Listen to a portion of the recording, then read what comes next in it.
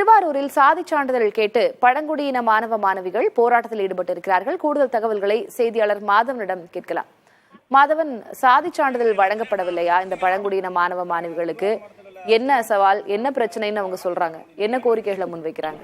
திலகவதி, திருவாரூர் மாவட்டத்துல ஸ்ரீவாஞ்சியம், கச்சனம், ஆப்பரக்குடி, விளத்தூர், முத்துப்பேட்டை, திருத்துறைப்பூண்டி, மன்னார்குடி உள்ளிட்ட பல்வேறு பகுதியில் 2000க்கும் மேற்பட்ட அந்த ஆதியன் பழங்குடி வகுப்பை சேர்ந்தவங்க இருக்கிறாங்க. அவங்க வீட்டு பிள்ளைங்களுக்கு அந்த எஸ்டி சான்றிதழ் சொல்லக்கூடிய அந்த ஆதியன் பழங்குடி சான்றிதழ் வேணும்னு தொடர்ந்து நீண்ட காலமாக கோரிக்கை வச்சுக்கிட்டு இருந்தாங்க. ஆனா அந்த திருவாரூர் மாவட்டத்துல ஒரு பக்கம், அதாவது ஸ்ரீவாஞ்சியம் பகுதியில் ஒரு சில பிள்ளைகளுக்கு கொடுத்துருக்காங்க. அதே அவங்க உறவு முறை தான் திருவாரூர் மாவட்டத்துல இந்த கச்சனம், ஆப்பரக்கூடிய மற்ற இடங்கள் இருக்கிறாங்க. ஆனா அவங்களுக்கு இந்த சான்றிதழ் கிடைக்க பெறல.